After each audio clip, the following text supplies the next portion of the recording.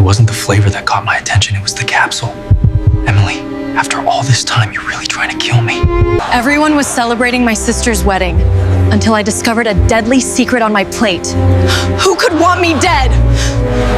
The California afternoon sunlight sparkled. It reflected off the chandeliers of the Grand Pacific Hotel. I stood in front of the dressing room mirror. A flutter of excitement stirred in my heart as I applied my lipstick one final time. Today was my sister Jessica's wedding day. She had finally found her soulmate, and I felt a deep joy, wanting to celebrate her from the bottom of my heart. "Maggie, are you ready?" My husband Robert called out as he knocked on the door. His voice carried its usual gentleness, mixed with the nervous tension that comes with important occasions. "Just 2 more minutes," I replied, giving myself a final check in the mirror. The navy blue dress Jessica had chosen for me, saying, "This color suits you best," was simple, yet elegant. Robert entered the room. His physique, honed from years as a firefighter, looked even more striking in his well-tailored suit. We'd been married for 12 years, but my heart still skipped a beat whenever I saw him. "You look absolutely beautiful," he said, placing his hands on my shoulders. "Jessica must look stunning today, too." "I'm sure she does. Yesterday at the rehearsal, she gave me just a glimpse of her wedding dress, and it was truly breathtaking." I turned to look into his eyes. Robert's gentle brown eyes always held that unchanging love. We didn't have children, but our days together were completely fulfilling. "Do you think David is a good man?" I asked, with a hint of concern. "Yes. I spoke with him at dinner last night. He's honest and intelligent. He talked passionately about running his restaurant. And most importantly, his eyes were gentle when he looked at Jessica." Robert's words reassured me. Jessica had struggled with relationships in her younger years, and I'd always worried about her. But this time was different. Since meeting David, Jessica seemed much more settled and happy than before. "When you're ready, could you head to the chapel first? I want to check on Jessica one last time before I join you." "Sure, but don't get too emotional and cry. You'll ruin your beautiful makeup," Robert said with playful laughter. It was true. I was prone to tears. Whether watching movies or reading books, I'd tear up at any touching scene. Today, I was certain I'd cry during the vows. Walking down the hallway to the bridal suite, I traced through childhood memories. I had been an introverted child who loved reading, while Jessica was lively and sociable, always surrounded by friends. At school, at community events, she was always the center of attention. Dad always praised Jessica's social skills. "Jessie has a special charm that draws people to her," he'd often tell Mom. Meanwhile, I was usually described as, "Maggie is serious and hardworking, but she could use more initiative." After Dad passed away 5 years ago, Jessica and I grew closer than we'd ever been, as adults walking our own paths.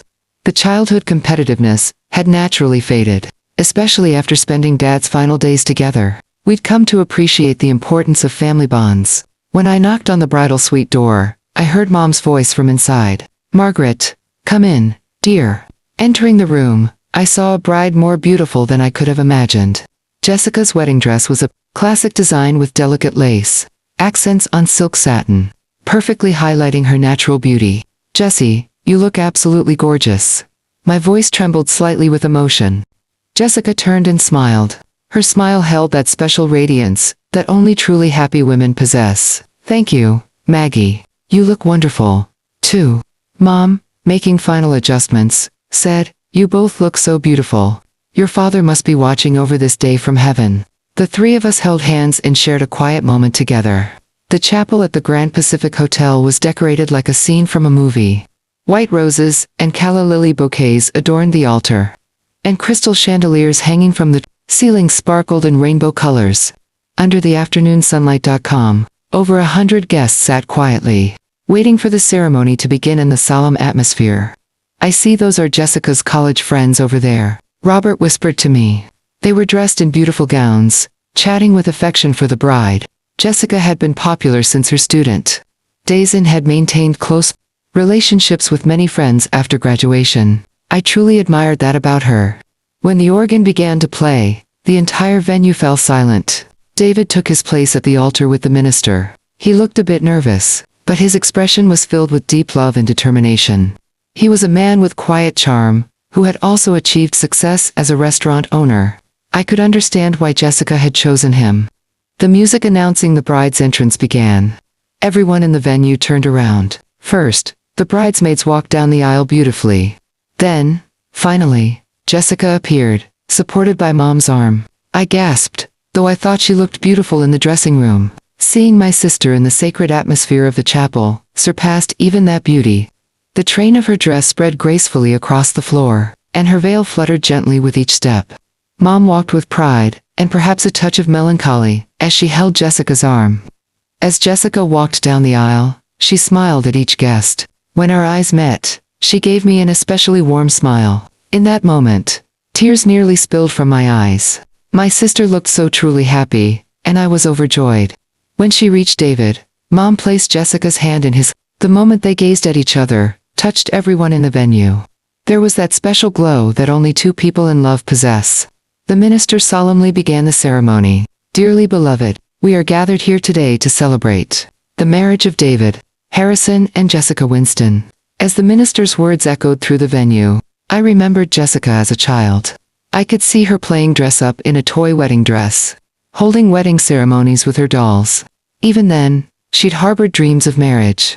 And now, finally, that dream was becoming reality. David Harrison, do you take Jessica Winston to be your wife? To love, honor, comfort, and keep her in sickness and in health, in prosperity and adversity, and forsaking all others. Be faithful to her, as long as you both shall live. I do. David's voice was strong and full of conviction. Tears glistened in his eyes too. Jessica Winston, do you take David Harrison to be your husband? To love, honor, comfort, and keep him in sickness and in health, in prosperity and adversity, and forsaking all others. Be faithful to him, as long as you both shall live. I do. Jessica's voice was clear, and rang beautifully. Her expression held deep love along with hope for her new life. The ring exchange began. David placed the ring on Jessica's finger with trembling hands. Jessica, receive this ring as a sign of my love and commitment, and as a symbol that I have chosen you above all others. I will love you until God parts us. Jessica did the same, placing the ring on David's finger. David, receive this ring as a sign of my love and commitment, and as a symbol that I have chosen you above all others. I will love you until God parts us. I squeezed Robert's hand beside me. He was moved too and gently squeezed back. He might have been remembering our own wedding. 12 years ago in spring. Our ceremony in a small church had been filled with love, just like today. When the minister spoke his final words, the venue was enveloped in silence. Then came, "You may kiss the bride." They shared their first kiss as husband and wife. The venue erupted in applause and cheers. I clapped with all my might, while tears streamed down my face. I was genuinely happy that Jessica had found true happiness in marriage. As the newlyweds made their exit, the guests stood and gave them congratulatory applause. When Jessica passed by me, she gave me a special wave. Her smile was that of a woman experiencing the happiest moment of her life. After the ceremony, guests moved to the hotel lobby for cocktail hour. The venue was decorated with beautiful flower arrangements, and champagne and hors d'oeuvres were served. It really was a beautiful ceremony, Robert said, champagne in hand. Yes, it was perfect. Jessie looked so truly happy. It made me happy just watching her. Through the window, we watched the newlyweds photo session taking place in the garden. Jessica's dress, illuminated by the sunset, made her look like an angel. Did you speak with David's mother? I asked. Yes. She's a very refined woman. She was so pleased about her son's marriage. She already thinks of Jessica as a daughter. Hearing this gave me even more peace of mind. Marriage isn't just between two people. It's a joining of families. When both families can accept each other and interact with love, the couple's married life is richer. Mom came over to us. Her eyes were still moist with tears. Margaret, Robert, thank you so much for today. Your father must be pleased, too. It really was a beautiful ceremony, I said, taking Mom's hand. Jessica looked so happy. And that's what matters most. David is a wonderful man too. I'm sure they'll build a good home together, Robert added kindly. As cocktail hour drew to a close, guests were directed to the reception venue. The grand ballroom was decorated even more lavishly than the chapel. Each round table was adorned with roses of different colors, and the gentle glow of candles warmly illuminated the entire venue. We were seated at the family table, Mom, Robert, and I, along with David's parents and siblings. Soon, the newlyweds would make their entrance. I'm so excited. I smiled at Robert. Yes, it's going to be a wonderful evening, he replied, holding my hand as elegant music filled the grand ballroom. The newlyweds entered hand in hand. Guests gave them a standing ovation, and the venue was filled with a warm atmosphere of celebration. Jessica had changed into a more comfortable reception dress, yet it remained elegant. David was beaming, tenderly holding his new wife's hand. Ladies and gentlemen, we sincerely thank you for gathering here today to celebrate our marriage, David began. His voice reached every corner of the venue. His sincere character could be felt in every word. Meeting Jessica has been the greatest fortune of my life. I was captivated by her kindness, intelligence, and beauty, and every day brought new discoveries. Starting today, we begin our new life as husband and wife. With your warm support, we promise to build a home filled with love. As applause filled the venue, Jessica also took the microphone. Everyone, thank you so much for celebrating this special day with us. I especially want to thank my mother and my sister, Margaret, for all their help with today's preparations. It's sad that my father isn't here, but I believe he's watching over us from heaven. Tears welled up in my eyes. Whenever Dad was mentioned, emotions always overflowed. Robert placed his hand on my shoulder, gently comforting me. And David, Jessica continued, gazing at her new husband. Meeting you completely changed my life. With your love supporting me, I was able to become my true self. I am truly happy to be able to walk through life with you from now on. After the speeches, preparations for the toast began. Waiters circulated among the tables, pouring champagne. Golden bubbles danced in my glass. Ladies and gentlemen, please raise your glasses, announced the master of ceremonies. Everyone stood, raising their glasses toward the distant newlyweds. To David and Jessica's everlasting happiness. Cheers. A great cheer rose from the entire venue, and the beautiful sound of clinking glasses filled the room. I sipped my champagne while sincerely praying for my sister's happiness. In that moment, I felt the special nature of this day anew. After the toast, it was time for dinner. The hotel chef's carefully prepared meal was to be served table by table. I looked at the menu card while seated. From appetizers through soup, fish, meat, and dessert, it was a luxurious spread. What a wonderful menu, I said to Mom beside me. Yes, Jessica and David went through many tastings to choose this. The beef Wellington main course is especially David's favorite. I wonder if it's a popular menu at his restaurant, too. It seems so. We should go eat there sometime. While enjoying conversation with Mom, the waiter brought the appetizer, beautifully plated smoked salmon canapes, and colorful vegetable tranches were placed before me. Both beautiful to look at, and elegantly aromatic, truly worthy of the Grand Pacific Hotel's cuisine. The table conversation was lively. David's parents were warm-hearted, and their chat with Mom was pleasant. David's brother also had a cheerful personality and entertained us with interesting stories from the restaurant industry. I hadn't enjoyed such a relaxed meal atmosphere in a long time. After the appetizer, the soup was served, a creamy corn and lobster bisque, with an elegant flavor. Robert also said, "This is delicious," eating with satisfaction.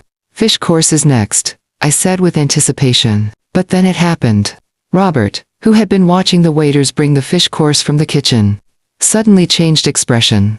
His color drained, and his eyes became sharp. It was like his firefighter instincts had kicked in. "What's wrong?" I asked quietly, but Robert didn't answer. He continued to watch the kitchen direction carefully. His hand unconsciously gripped the edge of the table, and I could see tension running through his entire body. A waiter approached our table with the sautéed white fish and lemon butter sauce. Other guests were admiring the dish, but Robert was different. He stared at my plate with eyes that seemed to confirm something. Just as I was about to pick up my fork, Robert leaned close to my ear. "We're leaving right now," he said in a low, urgent tone. "Right now." What's wrong?" I whispered, confused. "I'll explain in the car," he replied, firmly pulling my arm. "But the food is later right now, we need to go." I looked around. Mom was engrossed in conversation, and hadn't noticed our distress. The newlyweds were chatting happily. No one seemed to think it strange that we were suddenly leaving. Urged by Robert, I stood. He took my hand and guided me to the venue exit, as discreetly as possible. I still couldn't understand what was happening. Through the hotel lobby, and down the elevator to the parking garage. Robert said nothing. His expression was serious, like a firefighter carrying out an important mission. Inside the car, only the engine sound and our breathing echoed. After a few minutes, the car stopped on the shoulder in a quiet residential area. Robert turned off the engine and remained silent for a while, staring at his hands gripping the steering wheel. The streetlight cast complex shadows across his face. "Robert, please tell me what happened," I said, voice trembling. I had never seen him like this before. He took a deep breath and slowly turned toward me. "Maggie, you must be wondering why I rushed you out before you could eat tonight. Of course, you suddenly said, 'We're leaving right now without explaining why do you remember your peanut allergy?'" I was caught off guard. Of course I remember. But what does that have to do with tonight? I told the hotel about my allergy in advance. And Jessie said she'd be careful too. Robert looked pained. That wasn't the case. What I saw was, she was talking with the chef, giving instructions about a specific plate. "Your plate, Maggie." She confirmed your seat number, and gave instructions to add peanut oil. I was speechless. I tried to process it, but I couldn't accept it as reality. That means she was trying to harm me. On my wedding day, Robert nodded. "Yes, I've seen many allergy emergencies. I couldn't let this happen to you." He pulled out papers from the dashboard. "Remember your father's will. You were listed as the primary beneficiary, 70% of the total assets. If the primary beneficiary dies, the remainder goes to the next heir." My mind pieced it together. If I had died, Jessica would inherit everything. Robert continued. "Dad left you the majority because of your devotion during his final years. Jessica, however, apparently planned to use that inheritance for business expansion with David." Tears flowed as I realized the truth. Robert held my hand. "If you hadn't been there, I would have," I whispered. "I won't let anything happen to you. Protecting you is my mission." Robert called the hotel anonymously, reported the incident, and began gathering evidence. 3 weeks later, the hotel investigation confirmed peanut oil in my plate. Security cameras and messages revealed Jessica's plan. David apologized, claiming he didn't know. He was also a victim of deception. "I'm proceeding with divorce," David said. His eyes were full of sadness. "Mom was devastated, but supported me. Margaret, I failed to understand your feelings. I'm so sorry." I embraced her. "It's not your fault. This was Jessie's choice. We will cherish each other going forward." Jessica is now charged with attempted murder. Legal proceedings continue. My life is slowly returning to peace. Work as a real estate agent goes smoothly. Robert continues to support me. I am more grateful for people who genuinely love me, true family, friends, and colleagues. One morning, while making breakfast with Robert, I said, "If you hadn't been there that night, I wouldn't be here now. You're the most precious person to me. I'm truly glad I could protect you," he replied, putting his arm around my shoulder. Outside the window, a new day was beginning. I took a deep breath. Though it was painful, it taught me what truly matters. Heart connections over blood, and pure love over my life continues. This time, with people who truly love and protect me. Someday, perhaps, I'll forgive Jessica. But for now, I cherish myself and those who stand by me.